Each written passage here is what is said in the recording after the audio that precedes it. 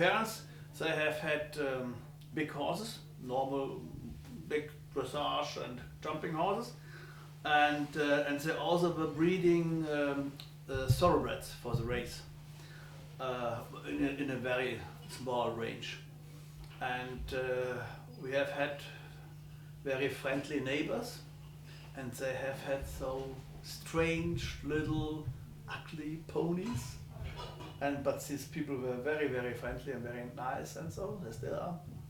And they invited us many times. We have to come and have to have a look on these special horses. First of all, it was not horses, it was ponies, and far away from our idea about nice horses and so. But at the end, there was no other chance. We have to go there, be not unfriendly. And my father, he was a person who loves it to decide like that. And so we wrote this little something, and 3 weeks later we were in Iceland and bought the first horses. It was like that. So we both were directly very much impressed about the power and everything from these little horses, and then we understand why they call them horses and not ponies, because they're not a pony just for a kid, they are horses for adults also, and it's not just to sit on these animals, but also you can train them and ride them, and we always, with the big horses and the thoroughbreds, we try to do it in a, how to say, in a, not only like a hobby, in a more or less serious way. And then we did the same with the Icelandics, and but it was far away from our profession. So my father, he was a publisher for magazines and stuff like that, and later on I studied economics, and so, but by the way, we came more and more into this horse business, and the first reason was that we have had a lot of fun to learn as much as possible about these Icelandics, and that we rode these horses and we trained these horses, and then friends of my parents came and they would like to buy this horse, and then we gave this horse to the friends of my parents, and then we bought new horses and so on and so on. At the end we imported around 100 horses a year from Iceland, so it came up to a real profession. And then, to make the story round, in 76, I was 27 years old, long time ago, the United States of America, they have had their bicentennial year. They were the 200-year birthday for America, and they made a race, the longest or biggest horse race in the world, and this was a race from Frankfurt, New York, state New York, to Sacramento, California, over 3.5 months, and it was a 100-day race. We went from one campground to the next, and I could arrange it somehow to give Iceland the idea that this will be a great idea to introduce their horse and to give a special official birthday present to America, to send a group of riders to America that they can take part on that race. And a few friends of me and I, we took part on that race, and then we rode through America. And when I came back from this race, I stopped my career as a publisher, and then I started to be completely in horses and with the horse business. And from that time on, I started to train horses and do a lot of clinics all over the world, and have my own farm at home with nearly 300 horses, many for breeding and boarding and training and so on. But I understand you have, you can make all kinds of horses tilt. No, no, that's what people like to say. I don't know what's the English word for horsted. He can make a old bicycle gaited. No, it's impossible. But okay, if you have a lot of experience, and I don't only work with Icelandic horses now. I also work with other gaited horses, and I have had my education on normal big dressage horses and all that things. Then after a while you found out more and more possibilities to make what we say a horse gaited. Make a horse gaited means to bring him into, to teach him the turn, but for sure you cannot do it with all horses, no chance. What kind of other horses can tilt? And so you will find more tilting horses in the world than trotting horses, but the more well-known horses are the three-gaited walk, trot, and canter horses, like the jumping and dressage horses. But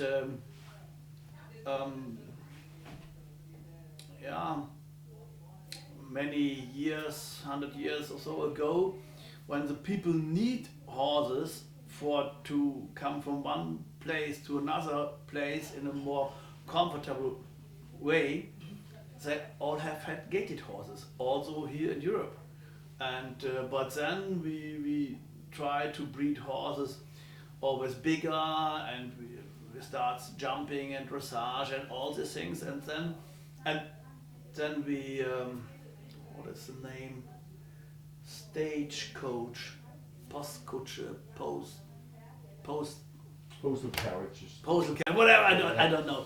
And so the people don't need to ride anymore to come from one place to another place. Then the streets were built up to have good roads, and then the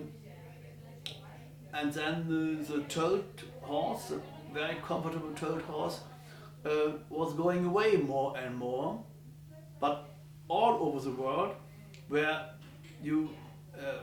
they breed today the horses still in the same way than they did a few hundred years ago, like in Iceland, because not allowed to bring other animals into Iceland, so they have the only chance to breed the horse like that they did it many years ago, but also in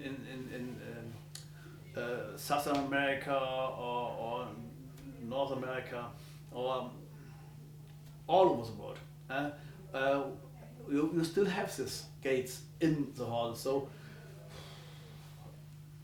there is a International Gaited Horse Association, and they have around 10 different breeds at the moment. But there are many more in the world who can do this gates. You have it in Peru, they have the Peruvian Paso, or you have in Puerto Rico the Paso Finos. You have in Brazil the Mangalara Machadores with the special gates, and of course in America you have the Tennessee Walking Horse and the American Thoroughbred Horse, and many of the standardbred trotters, they are also able to go in pace and tote. And what more? I don't know. Mongolai, there are many more. And then my father, he started to have the idea to have on the one side this very strong Icelandic horse, on the other side this little bit higher, nice, elegant Peruvian horse.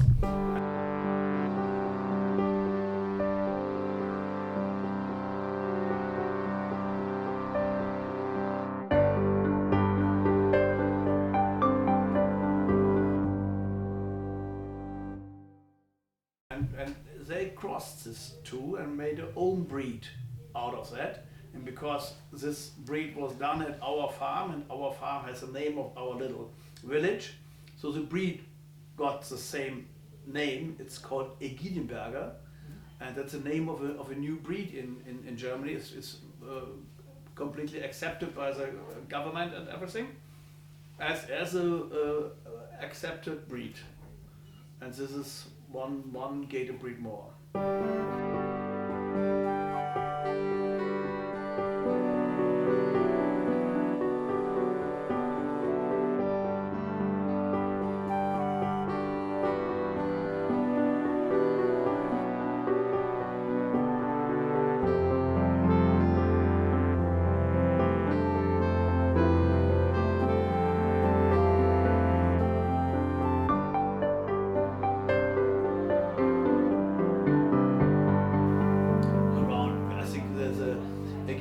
We have a population of around between 500 and 1,000, not more. It's very, yeah, but still little. Oh, if yeah, you compare it with the Icelandics, you have in Germany, I think they have around 60,000. They are around, let me say, 10 centimeters higher than the Icelandic. They are not so, how to say, not so strong looking, they are a little more elegant, but they are stronger than the Peruvian. Peruvian is a very elegant horse, but very soft. So with the Icelandic horse, we would like to have more stamina in the horse and so. And the Peruvians, they are, what we say, very natural gaited horses. So they do this special gait, this tilt, really by themselves. If you have a foal, a Peruvian horse foal running over the field, you will see it always in the special tilt.